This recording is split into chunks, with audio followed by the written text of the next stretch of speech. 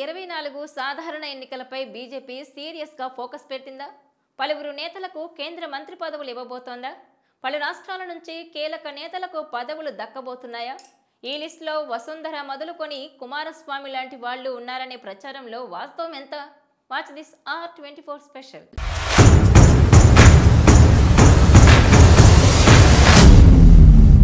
లోక్సభకు మరో 3 నెలల్లో ఎన్నికలు జరగనున్నాయి. ఈ నేపథ్యంలో మరోసారి అధికారంలోకి రావాలని బీజేపీ కృతనిశ్చయంతో ఉంది. తద్వారా వరుసగా మూడోసారి అధికారంలోకి వచ్చి హ్యాట్రిక్ సృష్టించాలని పెద్ద ఆశలే పెట్టుకుంది. ఈ నేపథ్యంలో లోక్సభ ఎన్నికల్లో గెలుపొందడానికి కమలనాథులు పక్కా స్కెచ్ సిద్ధం చేసుకున్నారని చెబుతున్నారు. వచ్చే లోక్సభ ఎన్నికల్లో ఎక్కువ సీట్లు గెలుచుకోవడం, ఓట్ల శాతాన్ని పెంచుకోవడమే లక్ష్యంగా బీజేపీ జాతీయ నాయకత్వం ముందుకెళ్తోందనే టాక్ నడుస్తోంది. ఇందులో భాగంగా 4 కీలక నేతలకు కేంద్ర మంత్రివర్గంలో స్థానం కల్పిస్తారని జాతీయ మీడియాలో కథనాలు వస్తున్నాయి. ఇక్కడే అసలు ట్విస్ట్ ఉంది.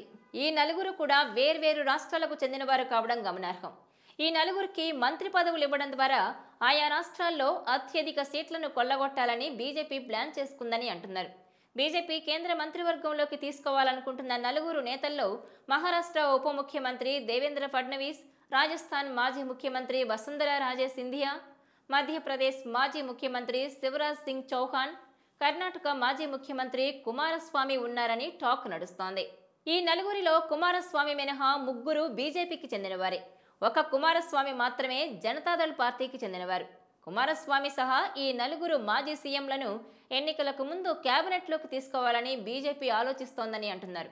ఇటీవల రాజస్థాన్, మధ్యప్రదేశ్ అసెంబ్లీలకు జరిగిన ఎన్నికల్లో బీజేపీ అధికారంలోకి వచ్చింది.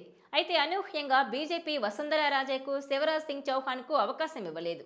ఆ 2 రాష్ట్రాల్లో కొత్త వారిని ముఖ్యమంత్రులుగా చేసింది. దీంతో గతంలో పలు పర్యాయాలు ముఖ్యమంత్రులుగా చేసిన వసుంధర, శివరాజ్ సింగ్ ఇద్దరూ అసంతృప్తికి గురయ్యారని అంటున్నారు. ఈ క్రమంలో వచ్చే లోక్సభ ఎన్నికలపై ఈ ప్రభావం పడకుండా వీరిద్దరిని కేంద్ర కేబినెట్లోకి తీసుకోవాలని నిర్ణయించారని చెబుతున్నారు. ఇక దేవేంద్ర ఫడ్నవీస్ గతంలో మహారాష్ట్ర ముఖ్యమంత్రిగా పనిచేశారు. ఇప్పుడు ఉప ముఖ్యమంత్రిగా ఉన్నారు. శివసేనను చీల్చి బయటకొచ్చిన ఏక్నాథ్ షిండేను బీజేపీ ముఖ్యమంత్రిని చేసింది. ఇలాంటి పరిణామాలతో దేవేంద్ర ఫడ్నవీస్ కూడా అసంతృప్తిగా ఉన్నారని తెలుస్తోంది. ఈ నేపథ్యంలో ఆయన్ను కూడా కేంద్ర కేబినెట్లోకి తీసుకోవాలని నిర్ణయించిందని సమాచారం. ఇక దక్షిణాదిలో బీజేపీ బలంగా ఉన్న ఏకైక రాష్ట్రం కర్ణాటక. ఇక్కడ అత్యధిక స్థానాలను గెలుచుకోవడం బీజేపీకి కష్టమే. ఎందుకంటే ఇక్కడ కాంగ్రెస్ పార్టీ అధికారంలో ఉంది. ఈ నేపథ్యంలో కర్ణాటకలో ప్రాంతీయ పార్టీ అయిన జేడీఎస్తో పొత్తు పెట్టుకోవాలని చూస్తోంది. ఈ నేపథ్యంలో జేడీఎస్ నేత మాజీ ముఖ్యమంత్రి కుమారస్వామిని కేంద్ర కేబినెట్లోకి తీసుకోవాలని నిర్ణయించిందని అంటున్నారు.